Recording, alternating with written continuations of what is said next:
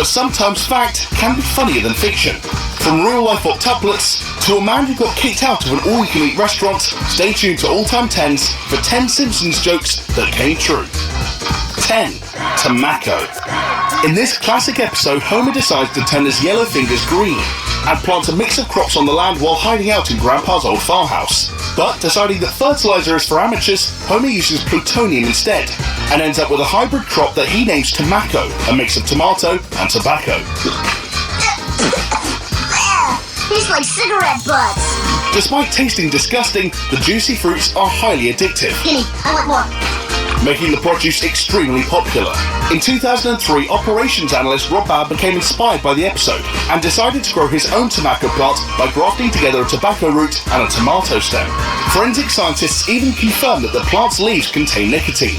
Bauer's ingenuity gained him some attention, and he was invited to meet the writer of the Simpsons episode, Ian Maxton Graham. He even fed him a real-life tobacco. 9. Lunch mats. Yum. Lunch Lady Doris is frequently seen putting questionable ingredients into the school children's lunch meals, including horse testicles and even a gym mat. There's very little meat in these gym mats. And unfortunately, it's not just the poor kids at Springfield Elementary who are forced to eat that crap. In 2013, European countries were rocked with the news that supermarket food labelled as containing beef secretly contained horse meat, in some cases as much as 100%. Meanwhile, on the other side of the pond, in 2011, food bloggers reported that a Simpsons joke had come true when it was discovered that the McRib burger shared an ingredient otherwise found in yoga mats. The ingredient in question is azodicarbonamide, which is found in foam products and also acts as a flour bleaching agent. This means that the yoga mat ingredient is in every single bun in McDonald's and most fast food joints. However, it has been banned in Europe for potentially contributing to asthma. 8. All you can eat? We all know Homer loves his food, and this is no more evident than in the episode New Kid on the Block, when he takes all you can eat a bit too literally. After hours of gorging food at the seafood buffet in the Frying Dutchman, Homer is eventually thrown out. But feeling like he suffered a huge injustice by not eating the sea captain out of business, Homer takes the restaurant to court, suing them for failing to live up to the promise of all you can eat. Hey! Now from Springfield to Wisconsin, where Homer's predicament became a real problem for Bill With, who visited Chuck's place in the hope of taking advantage of their all-you-can-eat promotion. After he'd eaten 12 whole fish, the restaurant complained that they were running out of food. They gave With another 8 fish and agreed that the meal was on the house if he promised to leave the site. Not satisfied with their offer, With called the police and picketed outside the restaurant, accusing them of false advertising. Ironically, With himself ended up getting arrested, as his outraged picketing fell under the category of disorderly conduct. 7. Octomom. When the Simpsons family decide to meddle in Apu and Manjula's life by spiking them with fertility drugs, Manjula ends up giving birth to octuplets. What? However, as he doesn't have enough funds to raise a family of 10, Apu agrees to let his kids be raised by the sleazy owner of the Springfield Zoo, Larry Kidkill. And soon he becomes horrified to learn that the deal includes his babies being exploited as a star attraction at the zoo. When the episode was released, it received mixed reviews from critics, including journalist Nancy Basile from About.com, who claimed that the plot was outlandish. Little could Basile have imagined that in 2009, America would have its very own Octomom. Natalie Denise Dowd-Sulman ended up with octuplets when her IVF doctor dangerously transferred 12 embryos into her uterus. Unable to afford that many children as a single mum, Dowd-Sulman used her reputation as an Octomom to become a porn star and secure a reality TV show. 6. Slick Thieves. Homer's never-ending money-making schemes take a hilarious turn in the 1998 episode Lard of the Dance, when he realises he can make money by stealing and reselling grease. Gotcha, Percy. Mr. Maruka, help! He even pulls Bart out of school to help with his new business venture. This episode is one of the best, not just because we get to see Willie's buff body, but also because the idea of stealing grease just sounds so ridiculous. That was until 2011, when the St. Louis Post-Dispatch reported that gangs of thieves were greasing their pockets, pun intended, by stealing and reselling used oil from restaurants. Although it is unknown exactly how much the stolen grease is sold for, it is thought to be a multi-million-dollar business. 5. Leftorian.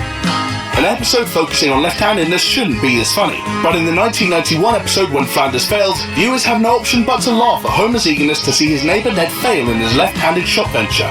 During the episode, Homer witnesses various characters bemoaning the lack of products made for their left-handed predicament. Matt Kingman for a left-handed can opener. But rather than directing them towards Flanders' shop, he chooses to stand gleefully in the wings until his neighbour falls into financial ruin. Cut to real-life San Francisco in 2008, when the city became a bit more inclusive and the Lefty store opened, selling customised left-handed products to the public. But with only 1 in 9 people being left-handed in the real world compared to 1 in 3 Springfieldians, only time will tell whether the franchise will become as popular as Flanders' Leftorian meant to be. 4. Mile High Dining Club. In what is probably one of the steamiest episodes of The Simpsons, Natural Born Kissers sees Homer and Marge rediscover their sexual mojo by getting it on in public. Before the sparks start flying though, Springfield's favourite couple are forced to endure a not-so-romantic date with their kids at Up and Buffet, a restaurant built inside an airplane which even has the added bonus of simulated turbulence. If you're a high flyer and that actually sounds like your idea of fun, then you'll love the Airplane Restaurant, the self-proclaimed best aviation restaurant in the United States. Located in Colorado, the home of the US Air Force Academy, the restaurant was repurposed from a Boeing KC-97 in 2002. Fit to serve 42 diners at a time, let's hope that anyone eating here has a better time than Marge and Homer. 3. Trumptastic. In what was meant to be the most absurd joke that Simpsons creator Matt Groening could think of, the episode Bart to the Future sees Donald Trump as President of the United States. In this episode, Bart is shown a vision set 30 years in the future. Looking at this dystopia, America has hit rock bottom at the hands of Trump, who has left the country categorically broke. As you know, we've inherited quite a budget crunch from President Trump. How bad is it, Secretary Van Houten?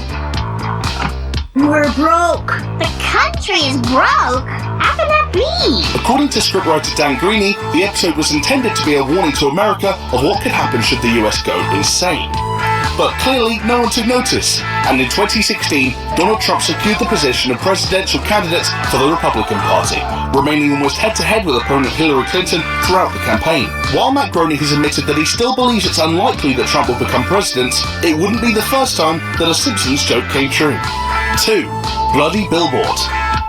When Springfield's favourite cartoon duo, Itchy and Scratchy, finally got their own movie, it was only right that their billboard was as graphic and bloody as their cartoons. In the 1992 episode of The Simpsons, we see a billboard of a giant Itchy axing Scratchy's head off, squirting blood onto a newly married couple. If anyone was going to bring this idea to life, it had to be Mr. Violence himself, Quentin Tarantino. In a New Zealand billboard advertising campaign for his action movie Kill Bill, lead actress Uma Thurman was depicted wielding a samurai sword while blood-like paint dripped off her weapon onto the white cars below. The billboard, which was devised by advertising agency Saatchi & Saatchi, received criticism for being too gory, but anything inspired by Itchy and Scratchy gets our backing. 1. Snake whacking. It's Whacking Day, Springfield's favourite annual holiday, second only to Christmas. During the brutal holiday, the town of Springfield races to the square wielding bats, ready to beat Springfield snakes to death.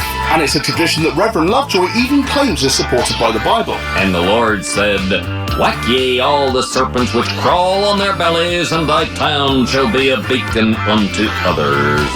With Homer already polishing his pole, it's down to Bart and Lisa to fight for snake rights. At the climax of the episode, the witty Simpson kids enlist the help of soul singer Barry White to save the snakes by luring them into the safety of their house. In 2013, nearly 1,600 people were drawn to Florida by the invitation to take part in a real-life snake cull named Python Challenge. Due to their camouflage and habit for lying still, pythons are infamously hard to catch. But nevertheless, the hunters were advised to kill the snakes via a bullet to the brain or straight decapitation. Really humane then. With no soul singers to be found supporting snakes in real life, 68 invasive Burmese pythons were killed by the hunters.